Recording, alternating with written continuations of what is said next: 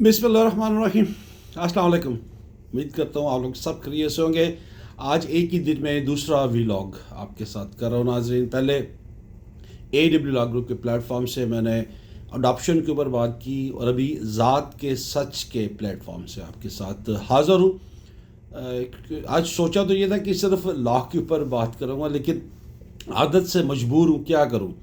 जब पाकिस्तान में रोज़ चीज़ें बदलती हैं तो दिल चाहता है कि रोज़ आपके साथ बात करूं, चंद गुजारिशात लेके आपके पास हाज़िर हुआ हूँ। आज की जो आज का बेसिकली जो टॉपिक है वो तख्ते लाहौर और लाहौरियों के नाम के ऊपर है। अपना डिस्क्लेमर देना चाहता हूँ कि मैं किसी भी स्पेसिफिक पर्सन को ना ही टारगेट कर रहा हूँ, ना ही मैं पंजाब के किसी स्पेसिफिक पर्सन को टारगेट कर रहा हूँ, और ना ही मैं लाहौर में बसने वाले किसी एक पर्टिकुलर इंसान को कर रहा हूँ। क्योंकि मैंने जब लास्ट टाइम अपना वीलॉग बनाया था तो उस पर मुझे कुछ कमेंट ज़रूर मिले थे कि आप किसी को टारगेट करते हैं। तो खुदा न खास्ता मेरा ये बिल्कुल भी मुद्दा नहीं है। मैं हमेशा रूल ऑफ लॉ की बात करता हूँ, हमेशा कॉन्स्टिट्यूशन की बात करता हूँ, दस्तूर की बात करता हूँ। जहाँ पे मुझे लगता है कि चीज़ें ख़राब हो रही हैं तो मैं इतनी दूर बैठ के ज़रूर बोलता हूँ। आई विश कि मैं आपकी मौजूदगी में या आपके साथ बैठ के बोल सकूँ जब हालात या जब वक्त हमें जो है वो ये इजाज़त देगा, जब हमें इजाज़त मिलेगी कि हम अगर पाकिस्तान में आके आपके साथ बात करें, अपना रोल प्ले कर सकें तो ज़रूर करेंगे। मेरा सबसे बड़ा रोल यही है कि मैं इतनी दूर बैठ के अपने सारे काम काज छोड़ के आप लोगों को ये बात बताता हूँ कि पाकिस्तान के अंदर ना ही दस्तूर है जिसको हम कॉन्स्टिट्यूशन कहते हैं, ना ही रूल ऑफ लॉ है। और ये हमारी कंट्रीब्यूशन है पाकिस्तान की तरफ, ओवरसीज़ पाकिस्तानियों के हवाले से मैं बात करूँ। मेरे जैसे हज़ारों लोग रोज़ बोलते हैं, फिर भी हमें ये तनकीद का निशाना बनाया जाता है कि तुसी इत्थे आ जाओ। हमने बहुत सारी चीज़ें जो है नाजरीन वो सेक्रीफाई की है, मैंने की है, जो मैं हमेशा अपनी व्लॉग में कहता हूँ। क्योंकि मुझे बोलना है पाकिस्तान के लिए, मुझे बोलना है आप जैसे लोगों के लिए जो गूंगे बैठे हुए हैं। एनीवेज, तख्ते लाहौर और लाहौरियों के ऊपर बात करने से पहले मेरी एक बड़ी हम्बल रिक्वेस्ट है। आज इस्लामाबाद बार एसोसिएशन के इलेक्शन होने जा रहे हैं। खुदा का वास्ता है अपने कैंडिडेट को बहुत सोच समझ के वोट दीजिएगा। जो रिपीट कर रहे हैं मैं उनके ख़िलाफ़ बिल्कुल भी नहीं है, लेकिन उनकी हिस्ट्री ज़रूर देखिएगा। किसने दस्तूर की बात की, किसने कॉन्स्टिट्यूशन की बात की, किसने सुपरमेसी ऑफ जुडिशरी की बात की, किसने बार को बचाने की बात की और किसने लॉ की बात की। बाकी आपके हाथ में है, जिसको आप बेहतर चाहेंगे उसको वोट दीजिएगा। आप एक समझदार, अच्छे पढ़े लिखे कम्युनिटी से ताल्लुक़ रखते हैं, लेकिन अपने चैम्बर के हवाले से कभी भी वोट मत कीजिएगा, अपने ज़मीर की आवाज़ से बात कीजिएगा। चले वापस आते हैं मेन मुद्दे के ऊपर। जो हमारा आज का मेन मुद्दा है वह है तख्ते लाहौर और लाहौरी। नाज़रीन, आपने देखा होगा कि चंद दिन पहले CMKP जो है लाहौर में गए और उनके साथ क्या हालत की गई। उस वक्त भी मैंने एक वीलॉग बनाया था और मैंने कहा था जाग पंजाबी जाग तेरी पग नू लग गया दाग। फिर मैंने लाहौरियों के लाइफस्टाइल के ऊपर बात की थी, जिस पे बहुत सारे लोगों ने क्रिटिसाइज़ किया था। बहुत अच्छी बात है, क्रिटिसाइज़ करना अच्छी बात है और मैंने उसको बहुत दिल से वेलकम किया था। लेकिन this is matter of fact कि लाहौरियों का लाइफस्टाइल यही होता है कि सारी रात जागना, गेम्स खेलना और उसके बाद मूवीज़ देखना, क्रिकेट खेलना, सो एंड सो फोर्थ, सारी रात जागना, दोस्तों के साथ गप्पे लगाना, फिर फज्जे के पाए खा के 5 बजे की सुबह नमाज पढ़ने के बाद सो जाना और उसके बाद ये गिला करना कि ये मुल्क बदल नहीं सकता, ये मुल्क चेंज नहीं होगा। आज भी यहाँ पे लाइनें लगती है। तो मैं आपसे तख्ते लाहौर या लाहौरिये से ये बात, अभी तख्ते लाहौर की बारी नहीं आई, ये भी सिर्फ मेरे जैसे मिडिल क्लास लाहौरिये जो है या पंजाबी जो है उनकी मैं बात कर रहा हूँ कि फिर हम अपना रोल क्या प्ले कर रहे हैं वहाँ पे। आप क्या रोल प्ले कर रहे हो, आप कर क्या रहे हो वहाँ पे। या मेरे जैसा या मेरे जैसे और हज़ारों ओवरसीज़ पाकिस्तानी जब बोलते हैं तो उनको तनकीद का निशाना बनाया जाता है कि तुसी अगर इस मुल्क में सुधारना चाहते हो तो तुसी इत्थे आ जाओ। तो हज़ारों नहीं, लाखों नहीं, करोड़ों ओवरसीज़ पाकिस्तानी हैं जो आपको पैसा भेजते हैं। अगर सबको आप वापस बुला लोगे तो फिर आपका मुल्क चल नहीं सकता।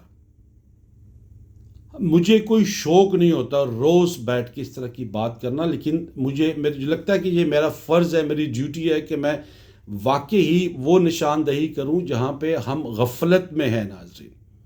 और हम सबसे बड़ी गफलत में पता क्या है, वो तख्ते लाहौर के अंदर सबसे बड़ी गफलत में है जो लाहौरियों ने किया था CMKP के साथ, जो नहीं निकल सके बाहर, जो बात नहीं कर सके उसके लिए, जो आया था आपके पास और जो हालत की थी वो सब ने देखा। फिर उसके बाद आज जब वो या कल कराची पहुंचा है तो कराची वालों ने उसका किस तरह इस्तकबाल किया, कैसे उसको सर पे बिठाया। और कराची वाले तो वैसे भी माशाल्लाह एक पढ़ी लिखी कौम है और वो तहज़ीब याफ्ता भी है। मैं खुदा न खास्ता मैं लाहौरियों को बिल्कुल भी क्रिटिसाइज़ नहीं कर रहा हूँ, कोई और मेरा दुश्मन ना बन जाए, लेकिन वो हमसे बहुत बेहतर है। Trust me, I am also part of Lahore, I am also part of Punjab, I love Lahore. लेकिन हम वो रोल प्ले नहीं कर पा रहे हैं जो कराची वालों ने किया था। और सबसे बड़ी बात दोबारा हुई कि जब अचकज़ई और अलामा साहब और उनका काफ़िला जब लाहौर के लिए रवाना हुआ तो फिर रास्ते में क्या हुआ, उनकी गाड़ियां तोड़ी गई, बड़ी मुश्किल से वज़मान पार्क में पहुंचे, तब भी कोई लाहौरी नहीं निकला। तब भी वो पाए खा रहे होंगे या रात को क्रिकेट खेल रहे होंगे या फिल्में देख रहे होंगे, ट्रस्ट मी। लेकिन CMKP जब कराची पहुंचा तो उसको 6 घंटे लगे एयरपोर्ट से निकलते हुए अपनी डेस्टिनेशन पे जाने के लिए, कि इतने लोग उसको वेलकम करने के लिए आए थे। अचकज़ई के साथ जो हुआ, अलामा के साथ जो हुआ, या उनकी गाड़ियां जो तोड़ी गई पूरे पंजाब के अंदर, वो आपके सामने है। और एक लास्ट बात मैं आपके साथ नाज़रीन ज़रूर करना चाहता हूँ।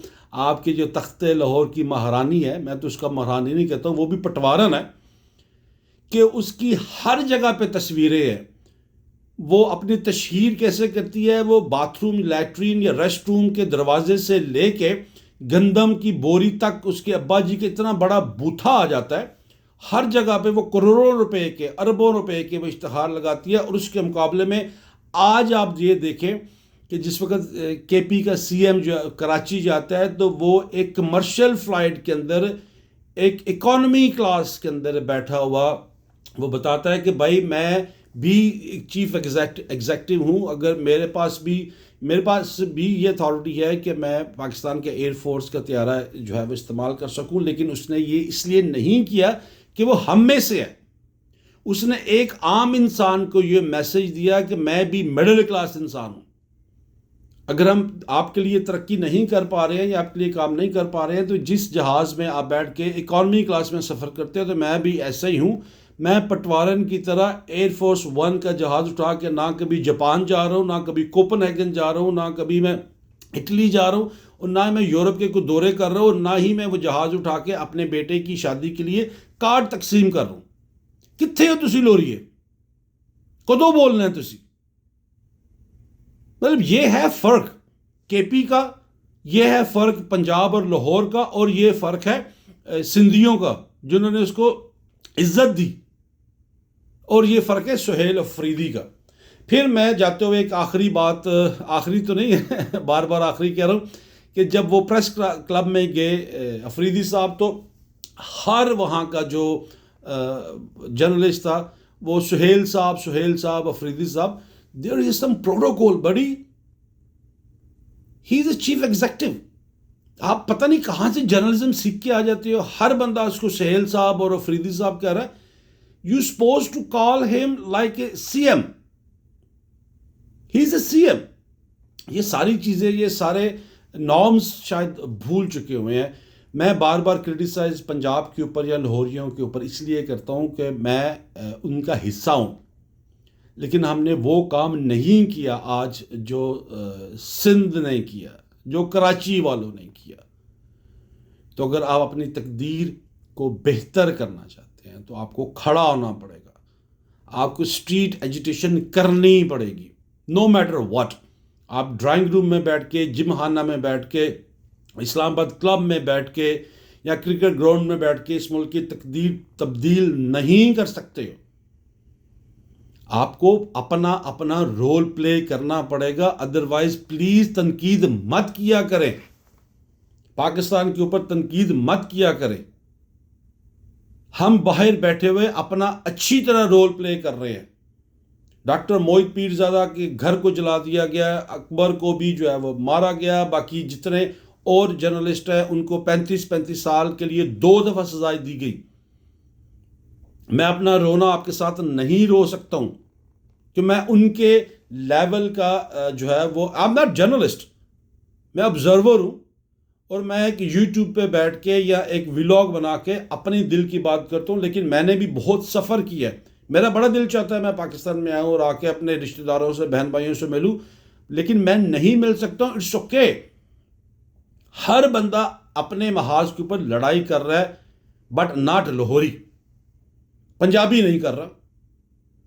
फिर मैं वही बात करूंगा, आपको गुस्सा आएगा, जाग पंजाबी जाग, तेरी पग नू लग गया दाग। अगेन, जाग पंजाबी जाग, तेरी पग नू लग गया दाग। स्ट्रीट एजिटेशन आपको करनी पड़ेगी अगर आपको दस्तूर चाहिए, अगर आपको आज़ादी चाहिए, अगर आपको अपनी इकॉनमी बेहतर चाहिए। और फॉर्म्स जो भी आप उसको फॉर्म 47 या 45 whatever the form is that, the stupid form, उससे अपनी जान बचाना चाहते हो। और सबसे बड़ी बात है कि अगर आप मार्शल लॉ से अपनी जान बचाना चाहते हो तो you have to stand up. आपको खड़ा होना पड़ेगा। आपको मैं जाते हुए दोबारा याद करा देता हूँ, एक वो इंसान जो 3 सालों से आपके लिए खड़ा हुआ है, कैदी नंबर 804, वो आपसे बेहतर जिंदगी गुजार सकता है। उसके पास बड़ी बेहतरीन अपॉर्चुनिटी है। अगर वो जेल के अंदर पिछले 3 सालों से बैठा हुआ है तो सोचिएगा यहां से कि क्यों वो बैठा हुआ है, किसके लिए। बाहर उसके पास हमारे जैसे लोगों से बेहतरीन, 1000 गुना ज्यादा बेहतरीन लाइफ है। खुदा का वास्ता है, आपको ये जो स्ट्रीट एजिटेशन है या स्ट्रीट के ऊपर हम बात करने जा रहे हैं, या जो पीटीआई बात कर रही है या उनके सारे लीडरान बात कर रहे हैं, आपको उसके ऊपर खड़ा होना पड़ेगा और आपको आसम मुनीर साहब को बताना पड़ेगा, सर हम आपकी बड़ी रिस्पेक्ट करते हैं, आप इस कौम का या इस फौज के माथे का झूमर हो, लेकिन आप हमारे ऊपर रूल नहीं कर सकते। Please go back to your barrack और हमें सांस लेने दें। हमें आज़ाद इलेक्शन चाहिए, हमें आज़ाद अदलिया चाहिए और हमें आज़ाद सहाफ़त चाहिए जो हमारी नुमाइंदगी कर सके। सोचिएगा ज़रूर। अल्लाह हाफ़िज़।